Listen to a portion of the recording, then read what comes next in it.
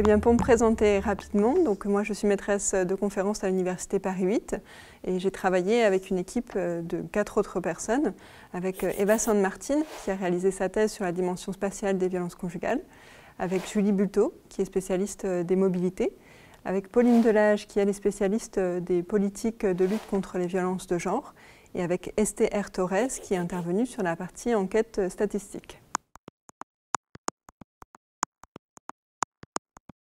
Alors l'enquête derrière ce livre a été divisée en 3 grands temps. On a commencé par rencontrer les 56 acteurs de la lutte contre les violences conjugales et on leur a posé des questions sur la manière dont ils et elles avaient traversé la période de la crise sanitaire et comment ils et elles avaient adapté leur action. À travers ces acteurs, on a pu rencontrer 25 personnes qui avaient été victimes de violences conjugales. On leur a posé également des questions sur la période du confinement, mais aussi sur le vécu des violences conjugales de manière générale pour pouvoir faire une comparaison. Enfin, on a réalisé une enquête de mobilité auprès de 3000 personnes pour pouvoir évaluer l'impact de la crise sanitaire sur les différences de mobilité entre hommes et femmes. Et pour ces 3 axes, on a travaillé en comparant l'Isère et la Haute-Garonne.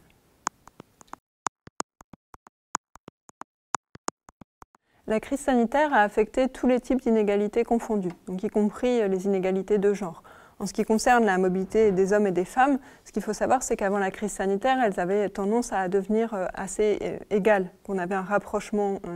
les différences tendaient à diminuer. La crise sanitaire a au contraire creusé ces différences de mobilité et on a observé qu'on avait une sorte de recul de 20 ans environ. C'est-à-dire que la mobilité des femmes se retrouvait bien inférieure à celle des hommes, donc pendant le confinement et immédiatement après, avec un recul en termes de nombre de déplacements, en termes de distance parcourue quotidiennement, en termes de temps passé dans les déplacements.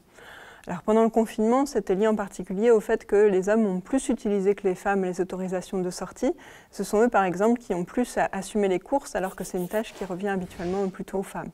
Notre enquête a aussi montré que les hommes avaient plus tendance que les femmes à ne pas respecter les consignes gouvernementales et à sortir sans autorisation. Si bien que pendant la période du confinement, l'espace public, en même temps qu'il s'est vidé, il est devenu majoritairement masculin.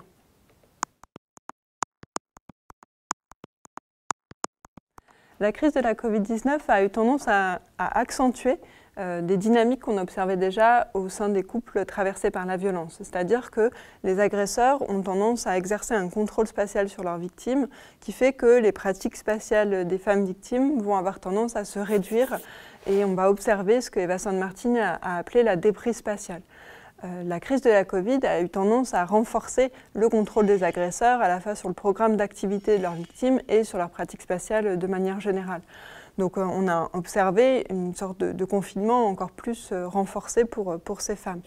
De plus, l'isolement qui a été provoqué par le confinement a fait qu'elles se sont trouvées avec moins de ressources. C'était moins facile de contacter leurs proches, mais elles pouvaient aussi moins facilement voir des personnes en allant à l'école ou au travail. En revanche, la situation qui a été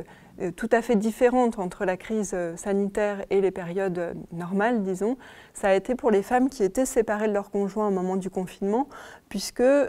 les limites posées à leur mobilité a fait qu'elles se sont trouvées, alors c'est à nuancer, mais de manière générale, plutôt plus protégées qu'en temps normal, puisque leur agresseur était tenu à distance.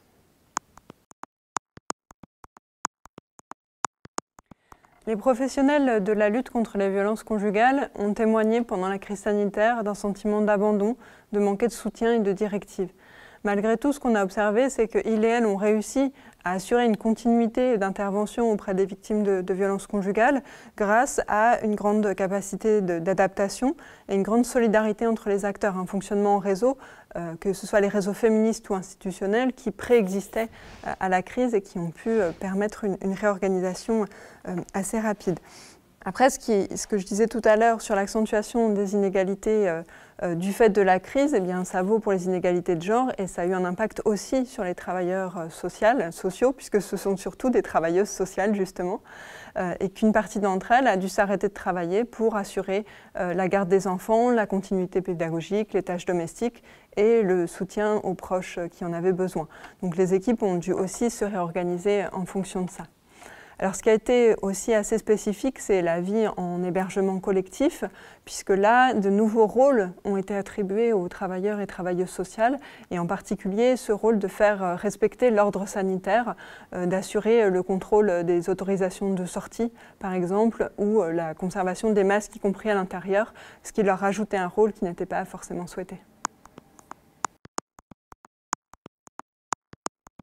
Eh bien, le fait que l'un des résultats de notre étude ait montré que les femmes séparées de leur conjoint au moment du confinement se soient senties protégées, ça a montré l'intérêt de favoriser systématiquement l'éviction du conjoint violent du domicile conjugal. Et puis ensuite de penser sa prise en charge par la puissance publique. En ce qui concerne le départ des victimes, l'hébergement, on le savait déjà auparavant, mais la crise sanitaire l'a confirmé, est un levier clé pour assurer leur sécurité. Et ça, on a vu qu'en Isère, par exemple, le fait qu'il y ait des hébergements, leur nombre a été fortement augmenté au début de la crise sanitaire, et ça a permis que les femmes victimes de violences soient prises en charge au fil de l'eau en fonction de leurs besoins. Et donc on a pu avoir une réponse très importante, même si ça a été bien trop temporaire, malheureusement. Notre recherche invite aussi à interroger les cadres de la prise en charge par les forces de l'ordre parce qu'on a cette situation où ce sont les mêmes agents qui vont assurer la protection des victimes, ce qui implique de les croire sans émettre le moindre doute, et de réaliser l'enquête, donc ce qui veut dire introduire du doute dans le récit des victimes. Et ça, parfois, on ne sait pas successivement, mais un peu en même temps, ce qui brouille fortement les pistes pour les victimes qui ne se sentent pas crues et ce qui augmente les risques de défaut de prise en charge. Enfin, pour que des politiques publiques soient plus efficaces, il nous semble important de prendre en compte la diversité des territoires, en particulier de prendre plus en compte les particularités des territoires ruraux, puisqu'on a par exemple des acteurs qui interviennent dans la lutte contre les violences conjugales qui n'ont pas les mêmes territoires d'intervention. Leurs territoires ne se chevauchent pas et donc ça complique fortement leur possibilité d'agir en réseau.